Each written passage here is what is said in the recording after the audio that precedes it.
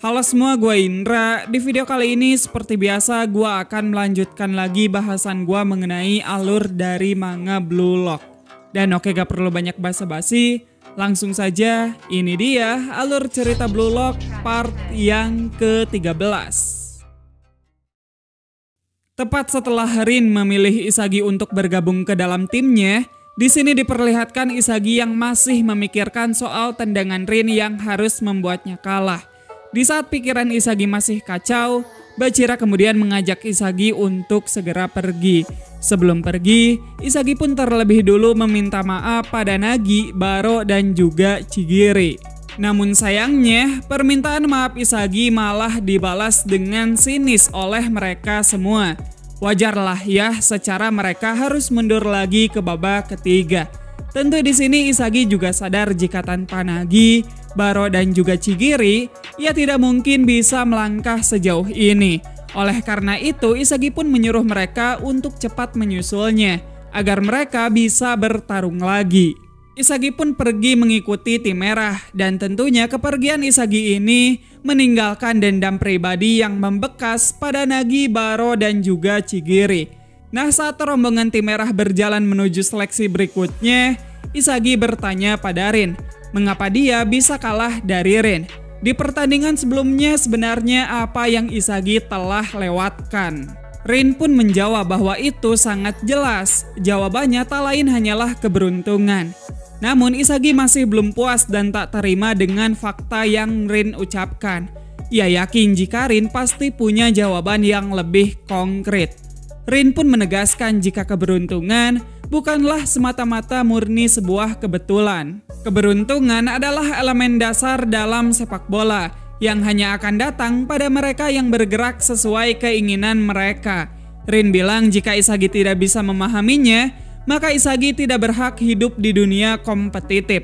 Nah, tiba-tiba sebelum memasuki ruangan berikutnya, lewat speaker pengumuman, Ego memberikan selamat kepada tim merah karena sudah lolos. Dan sebagai hadiah, di sini Ego akan mengajari mereka tentang mekanisme dari keberuntungan dalam sepak bola.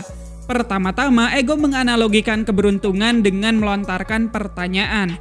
Apakah mereka pernah terkena kotoran burung merpati? Tentunya mereka hanya akan sadar ketika di sekitar mereka ada banyak kotoran. Akan tetapi hal itu sebenarnya bisa dihindari sebelum terjadi. Sama halnya dengan keberuntungan. Keberuntungan bukanlah sesuatu yang dapat ditemukan di mana saja. Itu merupakan sesuatu yang jatuh pada mereka yang berada di titik jatuhnya. Konsep ini juga berlaku dalam sepak bola. Dalam 90 menit pertandingan, merupakan rentetan keberuntungan yang tak terhindarkan. Nah, tentunya sejak mereka datang ke Blue Lock, mereka telah berusaha menciptakan formula untuk mencetak gol yang tak terelakkan. Tetapi jika ada dua tim dengan formula yang sama kuatnya saling diadu, suka atau tidak dari sana kebetulan mulai muncul. Dan kebetulan inilah yang menjadi pusat dari keberuntungan. Bisa dibilang, itulah yang terjadi waktu Bachira berusaha meloloskan dirinya. Saat itu ada 5 orang yang temponya melambat. Kecuali Bachira itu sendiri, lalu Isagi yang sudah memprediksi dan berusaha menekan, dan juga Rin yang mengejar Isagi. Walau saat itu Rin sadar tidak akan mendapatkan umpan dari Bachira, namun Rin tetap maju dan segera memahami kemungkinan bola terpantul padanya. Di sini Isagi setuju kalau Rin bisa mencetak gol karena dia terus mengejarnya. Namun Isagi masih tak terima, sebab jika itu murni kebetulan, maka bisa saja bola jatuh ke hadapan orang lain.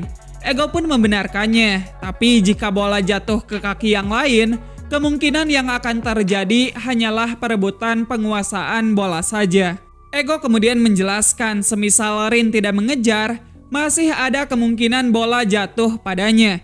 Tapi begitu Rin menguasai bola, 3 pemain tim putih siap mengejarnya. Dengan kata lain, tempat tersebut bukanlah titik jatuhnya keberuntungan. Maka dari itu, Rin berlari ke posisi di mana dia bisa mendapat peruntungan.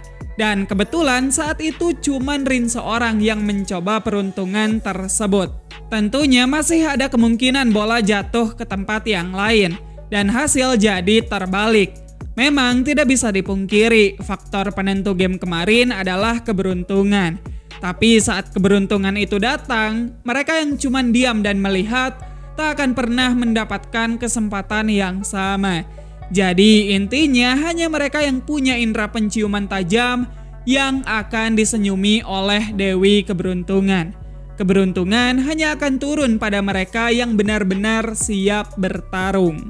By the way, kalian ngerti gak sih sama yang gua omongin dari tadi? Kalau gua sih nggak terlalu ya. Nah, Izagi kemudian bertanya pada Rin, apakah dia sudah mengetahui tentang mekanisme tersebut. Dan ternyata Rin sendiri baru mengetahuinya sekarang. Hanya saja bagi Rin dia tidak punya pilihan untuk tidak mencetak gol. Makanya waktu itu dia mencetak gol untuk menerima kenyataan jika dia telah kalah dari Izagi. Dari sini Izagi pun akhirnya paham jika perbedaan antara dia dan juga Rin itu ada pada resolusi menerima hasil. Dia masih kalah dari Rin dan hanya dipilih untuk lolos. Oleh karena itu Izagi pun mengupdate pemahamannya lagi ke level paling mendasar untuk mencapai versi terbaik dari dirinya. Setelah itu, sesuai dengan janjinya di awal, Ego mengumumkan jika 24 jam dari sekarang, di seleksi tahap ketiga mereka akan bermain 5 lawan 5, melawan para pemain kelas dunia. Nah, untuk kelima pemain tersebut di antara lain ada Leonardo Luna dari Spanyol, Adam Bledge dari Inggris, Pablo Cavazos dari Argentina, Dada Silva dari Brazil, and the one and only rising star dari Prancis, Julian Loki, aka Mbappe-nya Blue Lock. Sementara itu kita mundur terlebih dulu ke 12 jam yang lalu, yang mana di sini kita diperlihatkan Reo dan Kunigami yang mundur lagi ke babak kedua. Bisa dibilang situasi Kunigami sekarang benar-benar kejepit, sebab kondisi Reo secara mental lagi kurang fit. Dan kalau ia kalah lagi, kemungkinan besar Kunigami bisa saja tersingkir. Oleh karena itu sekarang Kunigami benar-benar kebingungan, harus mencari lawan yang kayak gimana. Sebelum mencapai pintu masuk babak kedua, Reo dan Kunigami dikagetkan oleh kerumunan pemain yang berkumpul di depan gerbang. Usut punya usut, mereka habis dihajar oleh seseorang pemain yang brutal banget. Setiap orang yang tidak mau bertanding dengannya pasti langsung dihajar. Tapi katanya pemain satu ini menjadi salah satu top skor di stratumnya.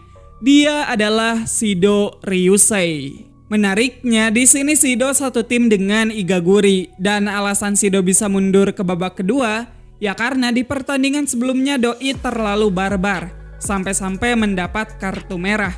Bahkan di sini kita bisa melihat Igaguri yang menjadi korban dari kebarbaran Shido. Shido tak segan melayangkan tendangan kappa ke kepalanya si botak. Untung saja si botak masih terselamatkan Kunigami. Setelah menyaksikan Kunigami mampu menahan tendangannya, Shido pun langsung menantang Kunigami untuk bertanding. Namun di sini Kunigami tidak terprovokasi. Seperti biasa Kunigami membenci kekerasan.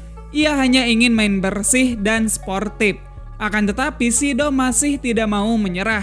Ia terus mengkompori Kunigami agar mau bertarung dengannya. Pada akhirnya Reo menerima tantangan tersebut. Meski Reo sendiri tahu Shido ini kemungkinan besar kuat banget, namun mempertimbangkan Igaguri sebagai partnernya, Reo cukup yakin mereka akan menang. Apalagi saat ini mereka tengah ada di jurang para pecundang. Tentunya Shido akan menjadi aset yang kuat untuk merangkak lagi ke atas. Nah, tanpa banyak basa-basi setelah pertandingan dijadwalkan, kick off pun dimulai. Reo yang menguasai bola langsung dihadang oleh Shido. Menyadari Shido begitu cepat, Reo pun mengembalikan lagi bola pada Kunigami. Kunigami pun berusaha melewati Igaguri agar masuk ke dalam zona tembaknya. Tetapi sebelum mencapainya, tiba-tiba Shido datang menghantam Kunigami. Bola pun berhasil dicuri Igaguri, namun di sini Igaguri langsung dihadang oleh Reo. Igaguri kemudian berusaha menggocek Reo, walaupun gocekannya sendiri dapat dengan mudah Reo baca. Tapi begitu Reo mencoba mencuri bola, Igaguri melakukan diving, sehingga VAR menganggap Reo telah melakukan pelanggaran. Yap, meskipun Igaguri adalah turunan biksu, tapi ia tak gengsi main kotor. Dan fun fact-nya, nomor punggung Igaguri sama dengan jumlah dosa yang harus dihindari dalam ajaran Buddha. Jadi sebenarnya permainan si botak hoki ini agak melenceng dengan ajaran yang dia anut. Cuman ya udahlah ya, permainan pun kembali dimulai. Igaguri kemudian mengumpan pada Shido. Gokilnya, walaupun dalam waktu sejenak, Shido sudah paham sejauh mana level permainannya Kunigami dan juga Reo. Shido pun kemudian backheel pada Igaguri. Meski terus dijaga Kunigami, Shido terus maju untuk mencapai kotak penalti. Sialnya, umpan balik Igaguri berhasil dihalau Reo, sehingga bola terpantul ke arah belakangnya Shido. Tapi disinilah mengerikannya Shido. Ia kemudian memutar badan dan langsung menendang bola yang seharusnya mustahil untuk ditendang. Tendangan Shido pun berhasil membuahkan gol pertama di pertandingan kali ini. Jadi ya, meskipun Kunigami dan Reo kini berada di jurang para pecundang, namun apesnya di jurang tersebut mereka harus menantang malapetaka bernama Shido Ryusei. Apakah mereka akan menang? Sayangnya untuk bagian pertandingan kali ini hanya sampai di sana saja. Kalau kalian pengen tahu nasib mereka semua bagaimana, jawabannya ada di next video. Bisa kali di subscribe dulu. Ya udah, makasih buat kalian yang udah nonton. Sekian gua Indra dan sampai jumpa di video yang selanjutnya. Bye bye.